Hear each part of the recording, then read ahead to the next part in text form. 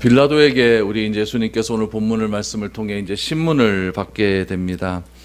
우리는 그 신문 받는 예수님의 그런 모습을 통하여서 또 지난 주간에 보았던 대제사장에게 신문 받는 그런 예수님의 모습을 통하여서 세 부류의 사람을 우리가 조금 기억을 해야 됩니다. 먼저 제자들이 어떤 상황이었는가, 제자들의 모습을 한번 보시기 바랍니다. 예수님은 가룟 유다의 배신으로 인해서 대제사장들과 장로들 또 서기관들이 보낸 무리에 의해서 체포당하시고 대제사장 뜰에서 신문을 받으셨습니다. 주님이 붙잡히실 때 베드로는 칼을 들고 저항했지만 결국 모든 제자들은 도망갔고 베드로는 멀찍이 주님을 쫓았습니다. 여러분, 여기서 제자들에게서 중요한 것은 무엇이냐면 모두라는 사람입니다. 모두 도망갔다. 한 사람도 빠짐없이 모두 예수님의 곁을 떠났다라고 하는 사실에 좀 주목을 해야 됩니다. 이들이 왜 예수님의 곁을 모두 떠났을까요? 이유는 딱 한 가지입니다. 예수님을 쫓아가는 위협과 어려움이 자기에게도 올 것이라는 예상을 하고 있었기 때문에 그렇습니다. 그렇게 예수님을 떠나지 않겠다고 결단한 그 제자들은 자기 앞에 닥친 그 위험한 상황을 예측할 때 모두 떠날 수밖에 없었습니다. 그리고 예수님께서 제자들이 모두 떠났다라고 하는 그 사실 곁에 한 가지 에피소드가 마가복음 14장에 하나 등장을 합니다. 마가복음 14장 51절 52절 말씀에 보면은 한 가지 에피소드가 등장을 하는데, 한 청년이 벗은 몸을 배에 혼이불을 두르고 예수를 따라가다가 무리에게 잡힘에 배 혼이불을 버리고 벗은 몸으로 도망하니라 라고 말합니다. 어떤 청년이 끌려가는 예수님의 뒤를 따랐다라는 장면이 나오죠. 이 청년은 벗은 몸으로 배로 만든 혼이불을 두르고 예수님을 따라갔습니다. 그러니까 속옷을 입지 않았다는 이야기예요. 옷 입지 않고 그냥 이불 뒤집어 쓰고 그렇게 예수님의 끌려가는 장면을 뒤따라갔다라고 말합니다. 이 부분이 좀 이상하지 않습니까? 예수님 쫓으려고 하면 옷 정장 차려입고 이렇게 쫓으면 되는데 왜 뻘거벗은 몸으로 이불 뒤집어 쓰고 이렇게 쫓았을까? 그래서 이런 장면을 본 사람들이 뭐 저런 사람이 다 있노? 그래서 이 사람을 잡으려고 했다는 이야기죠. 잡으려고 했더니 이 사람의 한 행동이 무엇이냐면은 이불을 벗어준 채 뻘거벗은 채로 도망갔다라고 이렇게 성경은 기록하고 있습니다. 유대인의 풍습주에 여러분 벗은 몸을 보인다는 것은 굉장히 수치스러운 부분입니다. 우리 사무엘상에서도 우리 보면은 사울이 예언을 할 때 벌거벗은 몸으로 이렇게 예언을 했다라고 하는 그런 장면도 등장을 하게 되는데, 자기의 벗은 몸을 보여준다는 것은 굉장히 수치스러운 모습이죠. 그런데 그런 수치스러움을 알면서도 이 사람이 도망을 갔다, 이 청년이 도망을 갔다, 굉장히 조금 난처한 그런 상황이 발생을 하게 된 것이죠. 그럼에도 예수님이 끌려가는 모습을 이 청년은 어떻게 했냐, 먼 발치에서 이렇게 본 것 같습니다. 제법 용기가 있다라고는 할 수 있지만 그것이 전부라는 것, 그거 위에는 별 다른 이야기가 없습니다. 그렇다면은 이 별것 아닌 이 사건, 예수님이 끌려가는 이 장면 속에서 그냥 하나 에피소드로 끝날 것 같은 이 사건이 이 마가복음에 예수님이 끌려가는 이 장면 속에 왜 기록되어 있을까요? 성경학자들은 이 청년이 누구냐고 짐작을 하고 있냐면 마가라고 짐작을 하고 있습니다. 이 마가복음을 쓴 저자, 이 사람이 처음에는 예수님을 쫓는 것을 굉장히 부끄러워하고 힘들어하다가 결국에는 예수님의 모든 삶을, 또 예수님을 믿고 또 성령이 그에게 임한 뒤에 그가 예수님의 복음을 받아들인 이후에 자신의 삶을 회개하고 회복한다는 의미로 이 복음서에, 자신의 복음서에 이 자신의 한 가지 에피소드를 집어넣었다라는 것입니다. 이 에피소드 이후에 베드로의 3번의 배신이 일어나죠. 한마디로 정리하면 무엇이냐? 예수님이 핍박당하고 예수님이 재판받는 이 과정 속에서 제자들은 모두 떠났다라고 하는 사실입니다. 두 번째 살펴볼 사람은 누구냐면 바로 예수님 그 자체이십니다. 예수님. 이런 상황 속에서 예수님은 십자가를 지시기 전 어떤 일들을 경험하냐면은 철저한 외로움과 고독감을 경험하게 됩니다. 여러분, 외로움과 고독감, 이거는 인간이 경험하기 싫은 감정 아니겠습니까? 홀로 있다는 것 얼마나 싫고 힘든 상황이겠습니까? 하지만 자신의 삶 속에서, 예수님이 걸어오신 그 삶 속에서 늘 언제나 예수님은 말씀하신 것은 자신은 십자가를 질 수밖에 없다, 십자가를 져야만 한다. 그 십자가를 져야 되는 이유가 무엇이냐? 구약의 예언을 성취하기 위함이다라는 것을 늘 언제나 말씀하셨습니다. 그 어느 사람도 함께 하지 않는 그 십자가의 길, 제자들도 다 떠났던 그 십자가의 길, 그러나 그 십자가의 길이 인류 구원을 위한 하나님의 계획이라고 한다면, 자신이 짊어져야 한 그런 마땅한 사명의 길이라고 한다면, 예수님께서는 그 고독과 외로움의 길도 마다하지 않았다라는 이야기죠. 예수님께서 그렇게 땀방울이 핏방울이 되도록 기도하신 이유가 무엇입니까? 그렇게 고통스러워하신 이유가 무엇입니까? 이 잔을 내게서 떠나가게 하옵소서라고 기도하신 이유가 무엇입니까? 하나님과의 단절되는 고통 아니겠습니까? 제자들로부터도 소외받고 하나님과 아들과의 관계, 아버지로부터도 외면받는 그런 철저한 고독감, 그 고독감과 외로움이 예수님에게 임하는 그 시점 속에서 예수님께서는 절대 그 자신에게 주어진 사명을 포기하지 않으셨고, 구속의 주가 되시기 위하여서 지금 어디에 서 계십니까? 대제사장의 뜰에 서 계신다라는 것을 알게 됩니다.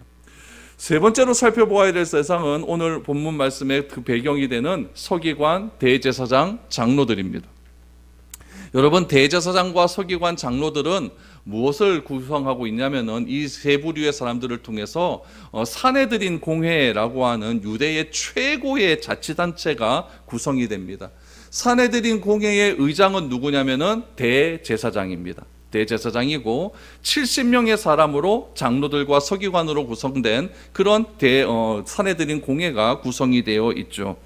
사내들인 공회는 당시에 유대의 지역을 지배하던 로마 제국에게 공식적으로 인정받은 자치 기구였습니다. 그래서 이 사내들인 공회는 그 당시에 유대 지역에 일어나는 종교 생활을 판단해주고 또 일생생활에서 일어나는 다양한 문제들을 판결해주고 재판해주는 최고 의결기관이었습니다.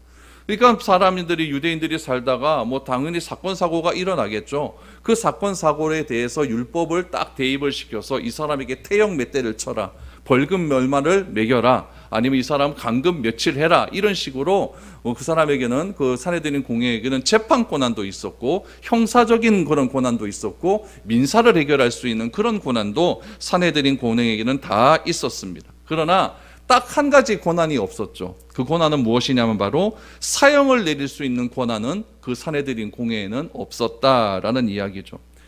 여러분, 공회가 예수님을 체포해서 대제사장 관저로 왔습니다. 이때가 언제냐면 목요일 늦은 저녁입니다. 예수님께서 겟세마네 동산에서 기도를 마친 후에 가룟 유다와 함께한 사람들에 의해서 체포당할 때가 여러분 목요일 밤 아닙니까? 그래서 끌려와서 대제사장에게 신문을 받던 데가 목요일 아주 늦은 밤이었습니다. 통상적으로 공회가 모이는 시간이 아닙니다. 공회가 모이는 시간은 주로 여러분 오후에 모이거나 오전에 모이거나 이런 식으로 모이는데 이 밤에는 잘 모이지 않았죠. 그런데 이 사람들이 늦은 목요일 저녁에, 아주 늦은 저녁에, 새벽을 앞두고 있는 늦은 저녁에 이 사람들이 지금 지난주에 말씀을 보시면 빨리빨리 지금 재판에 임하려고 하는, 예수라고 하는 분에 대한 어떤 판결을 내리려고 하는 그런 성급함을 보게 됩니다. 왜 그러느냐? 이유는 딱 하나죠. 하루가 지나고 금요일 저녁부터 뭐가 시작이 되냐면은 안식일이 시작된다는 얘기죠. 안식일이 시작되면 여러분 그 다음 날까지 또다시 아무것도 하지 못하고 그 사이에 예수를 추종하는 사람들이 또 들고 일어나서 예수님의 재판하는 것도 또 방해할 수 있는 그런 상황이 예측될 수 있거든요. 그러니까 이 사람들이 지금 굉장히 급한 겁니다. 빨리빨리 어떻게든 처리해야겠다. 어떻게 해서든 빨리 예수님에 대한 판결을 내리고 사형 집행을 해야 된다 라고 하는 급한 마음이 그들에게 있었다라는 이야기죠. 그런데 의욕이 너무나 앞선 겁니다. 의욕이 너무나 앞선 나머지 여러 가지 죄목들을 막 떠들어대기 시작하는데, 여러분 기소를 했으면 그 기소에 대한 증거가 나와야 될 것 아닙니까? 증인이 나와야 되는데 기소권과 증인에 대한 말들이 다 다른 거예요. 그러다 보니까 어떻게 할 수가 없는 그런 상황이 지금 나오고 있는 겁니다. 그럼 여러분, 종교 지도자들이 왜 예수를 그렇게 죽이려고 했을까요? 이유는 여러분 딱 한 가지입니다. 여러분, 예수의 죽음에 대해서 여러분들이 기억해야 될 사실은 무엇이냐면은 왜 죽었는가? 단순히 십자가에 못 박혀 죽으셔서 우리를 구원하기 위해 죽었다. 여러분, 이것만 생각하지 마시기를 바랍니다. 왜 제가 이런 여러 가지 다양한 배경들을 여러분들에게 설명하시냐면은 이런 배경 속에서 예수님께서 죽으셨다. 그 죽으심의 결과가 뭐냐? 우리를 구원하신 것이다. 이 부분을 강조하기 위함이에요. 왜 이 부분이 강조가 되어야 되느냐? 오늘날 일어가는 여러 가지 사회 현상들을 바라보면은 정말 우리 마음에 안 듭니다. 그렇죠? 이래 갖고는 어떻게 우리가 살 수 있을까? 이런 생각들이 막 들죠. 예수님께서 재판받는 이 현실 상황도 어떻겠습니까? 여러분, 이렇게 재판해서는 안 되거든요. 이건 안 되는 일이거든요. 불공정한 재판이거든요. 그럼에도 불구하고 하나님께서 행하시는 일은 결국에선 하나님이 원하시는 목적을 이루신다는 이야기예요. 오늘날 상황도 똑같다는 이야기죠. 너무나 불의하고 불공정하고 정의가 사라지고 불공평한 일들이 많이 일어난다고 그렇게 우리가 험담을 하고 따지고 데모를 하고 그런다 할지라도 하나님께서 요구하시고 하나님께서 원하시고 섭리하고 계획하시는 일들은 반드시 이루어진다는 이야기입니다. 여러분, 그 사실을 우리가 꼭 기억해야 된다는 이야기예요. 이렇게 말도 안 되는 이런 상황이 여러분 구약 성경에 기록되어 있습니까? 별로 기록되어 있지 않거든요. 그러나 중요한 것은 무엇이냐면은 예수님은 결국에는 죽으신다라고 하는 하나님의 계획은 변하지 않았다는 이야기예요. 그래서 우리가 예수님을 왜 죽어야만 하는가? 종교 지도자들이 자기 자리 유지하기 위해서 예수님은 그렇게 죽어 가시는 거예요. 그러나 이것이 무슨 우리의 구원과 상관이 있는가? 결국에는 십자가의 죽음을 통해서 하나님께서는 위에서부터 아래로 성소에 있는 휘장을 찢어버리지 않습니까? 하나님과 우리와 회복됨을 선언하지 않습니까? 이런 것들을 여러분들이 잘 기억하는 상황 속에서 오늘 말씀을 잘 들으셔야 됩니다. 여러분, 이렇게 혼란한 상황 속에서 대제사장이 승진해서 벌떡 일어나지 않습니까? 일어나서 예수께 한마디를 하죠. 여러분, 지난주에 설교 제목이었는데 기억하시겠습니까? 내가 찬송받을 이의 아들 그리스도냐, 이런 말을 했죠. 그때 예수님께서 한마디도 하지 않는 예수님께서 말씀하십니다. 내가 그다라고 말씀을 하시죠. 그러자 예수님의 말씀을 듣는 대제사장이 그 강한 자리에서 벌떡 일어나서 옷을 잡아 찢으면서 참람하도다, 내가 더 이상 어떻게 증인을 요구하리요 라고 하면서 예수님을 끌고 어디로 가느냐, 신성 모독죄를 적용시켜서 이제 누구에게로 끌고 가느냐, 그 당시에 총독이었던 빌라도에게로 끌고 가는 거예요. 여러분, 신성 모독죄에 해당이 되면 그 죄에 해당되는 결과는 뭘까요? 사형이거든요. 그럼 왜 그 자리에서 사형 집행의 판결을 내리면 되는데 왜 빌라도 총독에게 끌려갈까요? 산헤드린 공회에는 사형을 내릴 수 있는 권한이 없기 때문에 그런 거예요. 이런 것들을 좀 아시면은 이 성경 말씀을 보시기에 훨씬 더 이해가 빠르죠. 그 새벽에 끌고 가는 겁니다. 오늘 본문 말씀 1절을 보십시오. 새벽에 나오지 않습니까? 새벽에 대제사장들이 즉시 장로들과 서기관들 곧 온 공회와 더불어 의논하고 예수를 결박하여 끌고 가서 빌라도에게 넘겨주니라고 하지 않습니까? 목요일 저녁에 난리가 나지 않았습니까? 막 난리가 났는데 대제사장이 네가 찬송받을 이의 그리스도의 아들이냐라고 했더니 내가 그니라라고 하는 말을 듣고 신성 모독죄다, 사형에 처해야 된다 하면서 들들끼리 다시 다 모여서 회의를 하고 이제 예수님을 끌고 가는 그 시각이 언제냐? 새벽이었다라는 이야기죠. 때를 지어서 예수님을 결박해서 유대인들이 어디로 갔느냐? 이 총독 관저로 들어가게 됩니다. 이 새벽에 빌라도는 뭐 하고 있었을까요? 잤겠죠. 자는 거 당연한 거 아니겠습니까? 그런데 갑자기 막 문 두들기는 소리가 난리가 나는 거예요. 총독 깎아 이런 얘기가 드는 거죠. 그러니까 이 빌라도가 깜짝 놀라서 일어나, 이 새벽에 무슨 일이고 하면서 나와보는 거죠. 나와봤더니 이 대제사장과 서기관과 장로들이 기세등등하게 어떤 한 사람을 끌고 왔는데 엉망진창이죠. 얼굴은 막 엉망진창이죠. 엉망진창인 그런 분을 끌고 와서 이 사람이 사형에 해당되는 중죄를 저질렀으니 판결을 해 주십시오 라고 그렇게 기소를 하기 시작을 합니다. 여러분, 지금 이 때가 언제인지 잘 보셔야 됩니다. 지금 이 때는 유월절 아닙니까? 유월절은 유대의 최대 명절이에요. 유대인 남자들은 유월절이 되면은 전국에서 예루살렘 성전으로 다 몰려듭니다. 그 당시에 예루살렘의 인구가 사는 사람들이 몇 명쯤 되냐? 10만 명쯤 살았어요. 근데 유월절이 되면 몇만 명이 오냐면 20만 명이 와요. 그럼 유월절, 여러분, 예루살렘 그렇게 큰 도시가 아니거든요. 10만 명 사는 동네에 20만 명이 몰렸다. 그럼 여러분 이태원꼴 나는 거예요. 사람들이 꽉 몰리는 거죠. 완전히 몰리는 거죠. 거기에 유대인 남자들이 완전히 막 메시아니즘에 가득 찬 유대인 남자들이 꽉 몰려와요. 그럼 누가 제일 긴장할까요? 경찰들이 긴장을 하는 거예요. 그러니까 평상시에는 이 빌라도가 어디에 사냐면은 가이사라 빌립보라고 하는 해변가에 삽니다. 아주 경치 좋은 지중해 해변가에 살아요. 그러니까 황제에게 드리시, 가이샤, 황제에게 드리기 위한 도시가 가이샤 빌립보예요. 거기다가 큰 항구를 만들어 놓고 로마에서 범선이 들어올 수 있도록 그렇게 거대한 항구를 만들어 놓았어요. 거기에 총독 관저가 딱 있다는 이야기죠. 평상시에는 거기 있어요. 근데 6월절만 되면 총독이 예루살렘으로 와봅니다. 왜냐하면은 얘네들이 사람들이 그렇게 많이 몰렸으니까 무슨 사고가 일어나지 않을까, 무슨 또 얘네들이 데모가 일어나지 않을까, 이런 긴장감이 있기 때문에 유대를 다스리는 총독이 항상 예루살렘에 와 있는 거예요. 총독의 관저에 와 있는 거죠. 근데 6월절이 어떤 절기입니까? 애굽에서 탈출한 절기 아닙니까? 너무너무 귀한 절기잖아요. 근데 지금 유대인들의 상황은 어떤 상황이었느냐? 로마의 지배하에 있잖아요. 그러니까 이스라엘 민족에게서 최대의 소원은 무엇이냐? 메시아가 빨리 와서 이 로마에서 우리를 해방시켜 주어서 빨리 다윗 시대 때 찬란한 영광이 다시 회복시켜 줬으면 좋겠다. 이런 생각으로 가득 차 있는 유대인들이 20만 명이 몰려버린 거죠. 그러니까 로마의 입장에서는 긴장하지 않을 수가 없는 겁니다. 뭐 조금 잘못해서 데모라도 일어나 버리면 이건 큰일 나는 일이거든요. 또 데모가 일어나서 막 예루살렘에서 난리가 나버리면은 총독이 지휘 감독을 잘못 못하고 해서 로마 정부로부터 해고를 당할 수 있는 그런 일도 아닙니까? 그러니까 빌라도가 초긴장 상태에 있는 거예요. 그런 상태에 있는 상황 속에서 유대인들의 무리들이, 더군다나 산헤드린 공회원의 최고의 의결기관이라고 대표라고 하는 사람들이 다 몰려와서 이 자가 지금 사형에 해당되는 죄를 졌으니 빨리 판결해 주십시오라고 하니까 여러분, 빌라도가 안 나올 수가 없는 것이죠. 상황이 지금 그렇게 전개되어 가고 있는 것이죠. 그러니까 빌라도가 보통 같으면은 그 다음날 찾아와라, 네 잠자는데 뭐 하는 짓이야? 이렇게 말할 수도 있겠지만은 상황이 상황인 겁니다, 지금.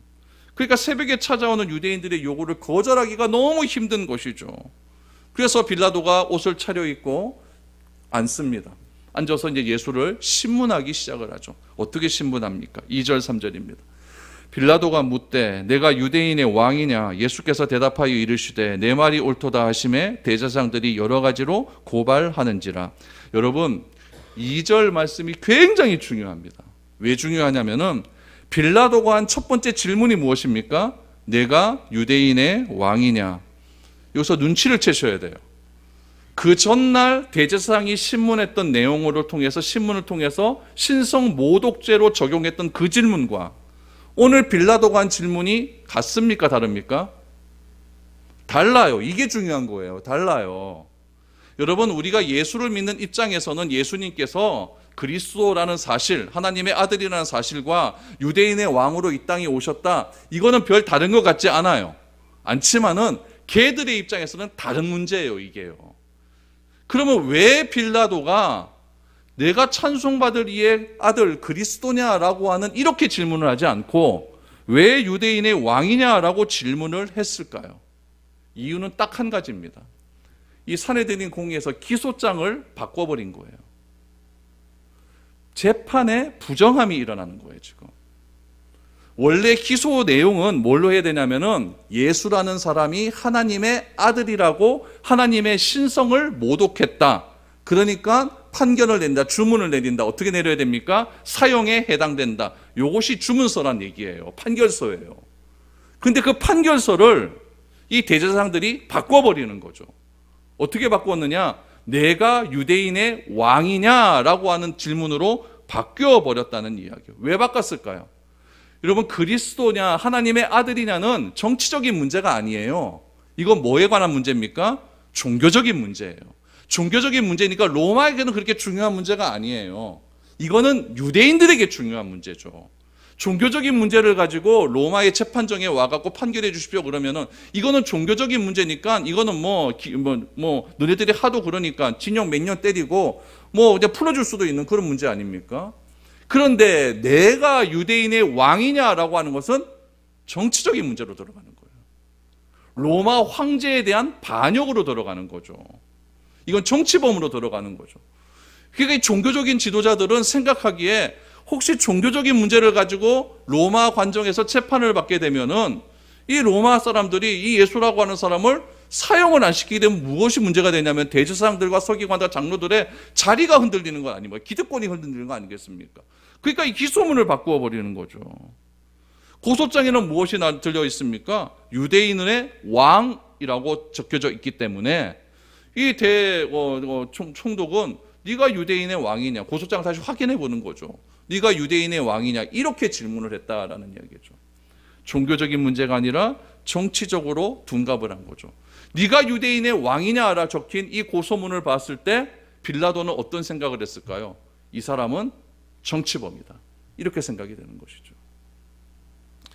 사회에 관련된 권위가 없었던 사내들인 공회가 노린 것이 바로 이런 부분이에요. 그들은 예수님이 하나님의 아들이라고 하는 죄목을 가지고 분노하고 더 이상 증인이 필요 없다고 하면서 신성 모독죄를 적용하지 않습니까? 이 죄목으로 사형을 선고하고 싶지만 그 권한이 없어서 빌라도에게 갈 수밖에 없었어요. 그런데 종교 지도자들은 종교적 문제를 가지고 빌라도에게 가면 예수님을 사형에 처할 것이라고는 확신이 없기 때문에 정치적 볼모로 몰고 가기 위해서 고소장을 바꿨다. 여러분, 이렇게 이해하셔야 됩니다. 그런데 예수님의 대답을 보십시오. 예수님이 여러분 대제사장 가야바 앞에서 질문을 하고 막 대답하고 이럴 때도 한마디도 하지 않으시다가 하나님의 아들이냐라고 하는 말 속에서 내가 그다라고 하는 말을 하지 않습니까? 오늘 본문도 똑같습니다. 내가 유대인의 왕이냐라고 했을 때 예수님의 답은 무엇입니까? 내 말이 옳도다라고 하십니다. 다시 말하면 무엇입니까? 예수님께서 스스로 자신은 유대인의 왕으로 선언을 하신 것. 이것 또한 자기 선언입니다. 예수님께서는 대제사장의 신문과 빌라도의 신문을 통해서 두 가지의 자기 선언을 하십니다. 첫 번째 자기 선언, 나는 하나님의 아들이다. 또 자기 선언, 나는 유대인의 왕이다. 그래서 여러분, 우리 크리스마스 때 우리 찬양할 때 이스라엘의 왕이 나셨네, 이렇게 하지 않습니까? 유대인의 왕으로 오셨기 때문에 그래요. 그러니까 그곳에서 예수님의 말씀을 목격한 대제사장들과 또 정치지도자들이 난리가 나기 시작을 합니다. 그러면서 또 다른 제목을 막 붙이기를 시작을 하는 것이죠. 왜 또 다른 제목이 막 나올까요? 만이 하나라도 예수님께서 그 자리에서 변호를 잘해서 빠져나올 수도 있을 것 같다라고 하는 생각에서 막 이상한 말들을 막 갖다 붙이기 시작을 하는 겁니다. 그러나 예수님은 자신이 유대인의 왕이냐, 내 말이 옳도다라고 하는 그 대답 외에 다른 질문에 대해서는 한마디도 답하지 않으셨습니다. 왜 답하지 않으셨을까요? 이거는 질문 같지도 않은 질문이었고, 자, 예수님이 이 땅에 오신 목적은 자기 자신을 이 땅에 드러내시기 위해서 오신 것이지 다른 문제 때문에 오시지 않았기 때문에 그렇습니다. 그러니까 여러분, 우리도 인생을 이렇게 살아가다가 가장 본질적인 문제에 여러분 화내고 대답하고 그래야 되지, 사소한 문제 갖고 여러분 나의 감정 낭비하고 소비할 시간이 없다는 이야기예요. 그럴 필요가 없다는 이야기죠. 빌라도가 다시 묻습니다. 4절 5절 보시죠. 빌라도가 또 물으되 아무 대답도 없느냐? 그들이 얼마나 많은 것으로 너를 고발하는가 보라 하되 예수께서 다시 아무 말씀도 대답하지 아니하시니 빌라도가 놀랍게 여기더라.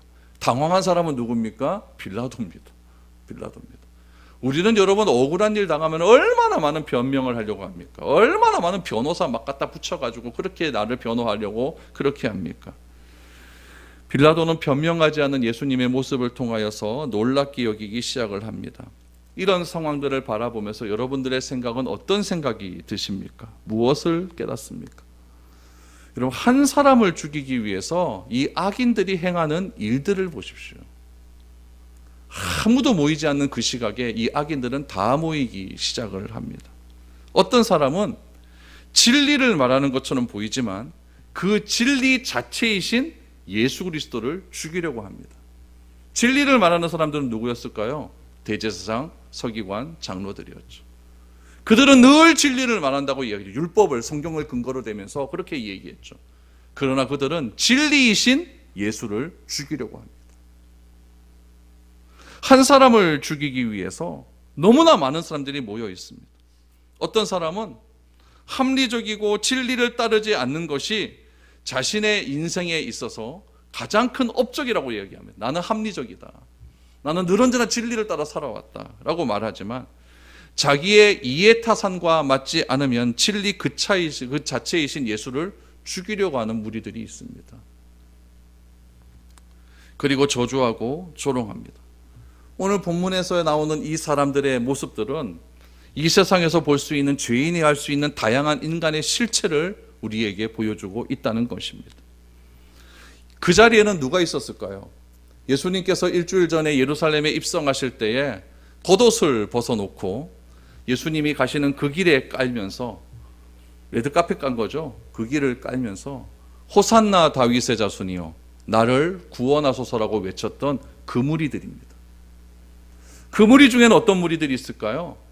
자신의 병고침 때문에 많은 은혜를 받았고, 또 내 옆사람 그 친지들이 병고침 받는 것 때문에 진짜 예수님은 하나님의 아들인갑다라고 그렇게 얘기했던 그 사람들도 그 무리에 있었습니다.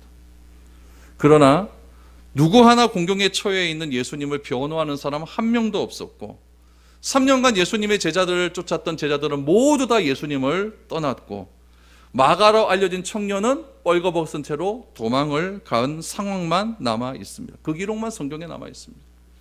그리고 아무도 없는 그 자리에서 온갖 수치와 욕설과 조롱과 저주를 홀로 받으신 고독한 예수님만 서서 무엇을 증언하고 계십니까? 진리를 증언하고 계신 거예요. 그 진리가 무엇일까요? 나는 하나님의 아들이다. 나는 유대인의 왕이다. 이 진리만 증거하고 있는 겁니다. 왜 그럴까요? 이것이 진리이고 이것이 예수님이시고 자신의 본질이기 때문에 그렇습니다. 여러분, 진리가 진리일 수 있는 이유는 무엇이냐면은 그것이 진리이기 때문에 그렇습니다. 무슨 말이냐면은 이게 컵 아닙니까? 이 컵이 컵일 수 있는 이유가 무엇입니까? 컵이 증언하고 있잖아요.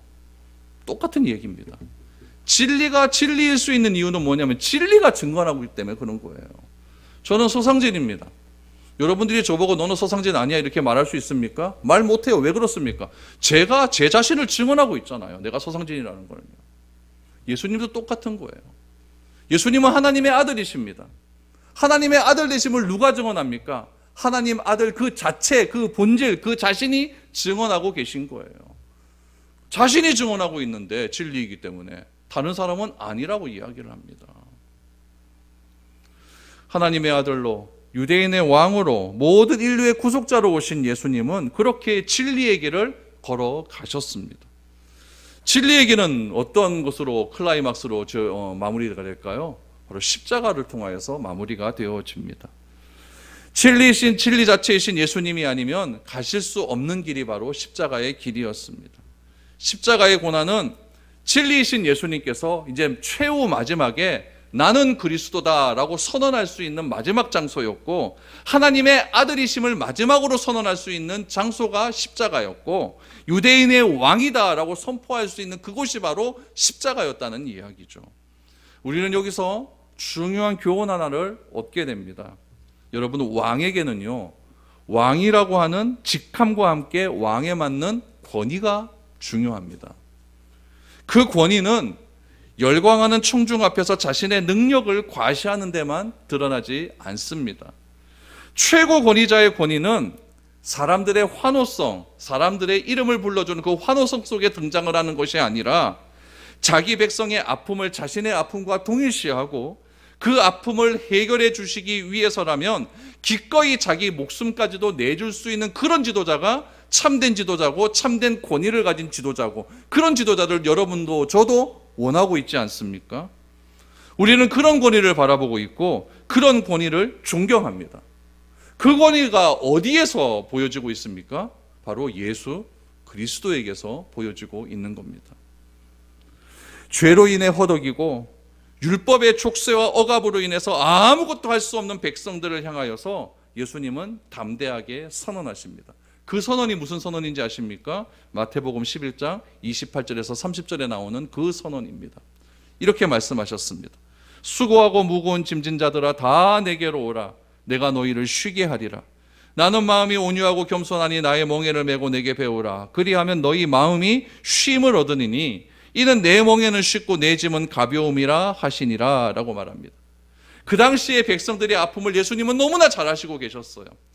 율법과 진리를 선포한다고 말하는 종교 지도자들의 정죄와 판단에 눌려있는 자기 백성을 향하여서 예수님께서 선언하신 것은 무엇이냐면은 수고하고 무거운 짐진 자들아 다 내게로 오라 라고 그렇게 선언을 하셨습니다. 그리고 그 모든 짐을 예수님이 대신 저 주시겠다라고 말씀하셨습니다. 그래서 예수님은 자기 스스로를 가리켜서 뭐라고 말씀하셨냐면은 나는 율법을 완성했다라고 말씀을 하신 것이죠. 실제로 예수님은 그 당시의 백성들의 율법의 짐을 다 해결해 주셨다는 이야기예요. 세상의 지도자들이 백성에 준 짐은 무엇이라고 말했냐면 무겁다라고 말씀하시지 않습니까? 힘에 겹고 어려운 멍에이지만 예수님께서 우리에게 주신 멍에는 오히려 우리를 향하여 쉼을 주신다. 나는 너에게 쉼을 주신다라고 말을 합니다. 왜냐하면 주님의 멍에는 쉽고 가볍기 때문이다 라고 말씀하시죠. 이런 권위가 어디에서 나옵니까? 유대인의 왕으로 이 땅에 오신 예수님의 권위이고 하나님의 아들로 이 땅에 오셔서 우리 어깨에 눌린 어려움에서 해방시켜 주신 하나님의 아들의 권위라는 이야기예요. 우리는 이 권위를 믿는다는 이야기입니다. 그것이 그리스도인이에요. 그것이 그리스도인이에요. 오늘 우리가 살아가고 있는 이 세상의 가장 큰 문제는 무엇일까요? 바로 책임의 문제입니다. 모두들 권리만 주장할 뿐 책임을 지지 않으려고 합니다. 정치 지도자들도 우리가 속해 있는 종교 지도자들도 저와 여러분들을 포함한 일반인들도 똑같습니다. 오로지 자기의 이익만 생각합니다. 문제가 터지면 사과는 하지만 책임은 안 집니다. 이것은 예수를 그리스도라고 믿는 우리에게도 동일한 문제입니다. 내가 하나님의 자녀가 되었다. 얼마나 큰 영광입니까? 내가 하나님의 자녀가 된 것은 하나님께서 우리에게 주신 권세라고 요한복음 1장 20절에서 그렇게 말씀하고 있습니다. 그렇다면 우리는 하나님의 자녀로서 주님께서 주신 십자가의 고난도 함께 질 책임이 우리에게 있는 거예요. 그런데 우리가 요구하는 것은 무엇입니까? 이 책임을 하나도 안 하려고 하고 오로지 영광만 바라고 있습니다. 오로지 영광만 바라고 있는 이런 우리 그리스도인의 모습을 향하여서 사도 바울은 이렇게 권면하고 있습니다. 로마서 8장 17절 말씀입니다. 자녀이면 또한 상속자 곧 하나님의 상속자요 그리스도와 함께한 상속자니 우리가 그와 함께 영광을 받기 위하여 고난도 함께 받아야 할 것이니라 라고 말을 합니다. 하나님의 자녀된 특권은 영광도 함께 받고 고난도 함께 받는다. 이것이 하나님의 자녀된 특권이라는 이야기예요. 그러나 내가 추구하는 것은 오직 영광밖에 없죠. 합력하여 선을 이룬다. 오로지 이거 갖고 모든 것을 다 갖다 묻어버리죠. 내가 잘 되는 거죠. 하나님께 요구하는 영광은 오로지 내 집 잘 되는 거고 내 자녀 잘 되는 거고 내 식구 잘 되는 거고 내 교회 잘 되는 거고 그거밖에 없는 것이죠. 고난의 일은 내 일이 아니에요.